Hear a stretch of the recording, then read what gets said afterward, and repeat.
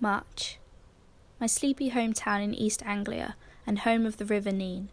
On my daily walks with Mum, I had come to appreciate the river's beauty, peace, and of course the wildlife that inhabits it. But there were rumours of a dreaded beast.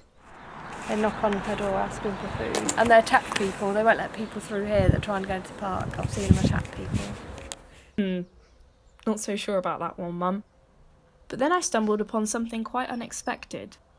Could the rumours be true?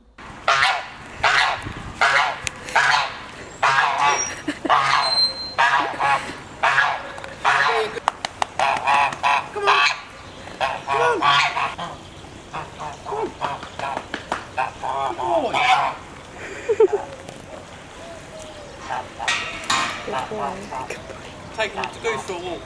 What's his name? Gary. Gary had caught my attention. Now it was time for some investigating. The town seemed to be so divided on Gary, but he fascinated me. So I called up an old friend, Amy Hall, a zoology student and an expert in all things feathery. When I think of birds, I think of Amy Hall. That's what I want in life. I mean, they're not as sexy as osprey, but what can you tell me about just the basic sort of anatomy and behaviour of geese? Goose. Geese are actually in the wildfowl family along with ducks. There's actually quite a few species of goose that you can find in the UK.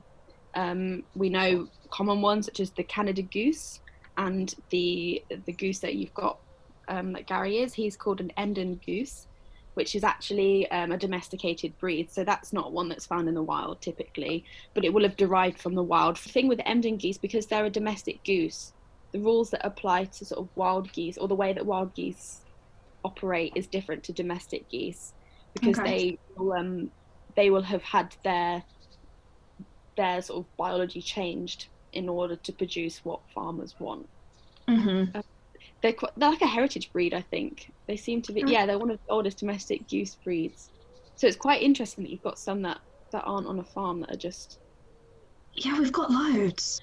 These guys could have just come from a farm, or a farmer who wasn't too bothered about keeping them in, and they sort of just spread, and now this is a population that comes from what would have originally been a farm population. They're quite a varied looks wise, so that's called the phenotype. Phenotypically, they have lots of different looks, but a goose, I feel like pretty much anyone could look at a bird and say that was a goose, just because they've got the typical big flabby feet and a nice broad body, and then a long neck and a decent bill. The difference between males and females, and it's best to tell at the time of year where they're breeding, because males have this form of sort of phenotypic plasticity. So when it comes to the breeding season, obviously their hormones are all going, and they sort of change their look a little bit, and they grow something called a knob, which is on their head. So the best example I can think of is a mute swan. When you think of a mute swan, the males have that big black like growth on their like forehead between sort of their beak and their head, and that's how you can tell it's a male at this time of year. So although this sort of human interaction at times can be quite cute, it always is like, should we really be encouraging it? Or like, do they pose a danger to us and are we a danger to them? I personally think that there isn't a problem with it, as long as you understand that the animal is doing it for its needs. I know lots of people get annoyed because they find it annoying, but you've got to look at it from the animal's perspective. They've learned that is a place where they can get food from, so they will keep coming back. You can't blame them. People need to communicate with each other. If you don't want that happening, don't do it, because otherwise they'll see humans and they'll be like, right, I'm gonna go to them for some food, and they may get a little bit aggressive, or they may seem aggressive because they're big birds. Like they're big, and if you're a child, I can imagine that's pretty scary. So yeah, obviously there can be problems, and it's a form of, I guess, human wildlife conflict. Well, that's quite a negative term, like a human wildlife interaction.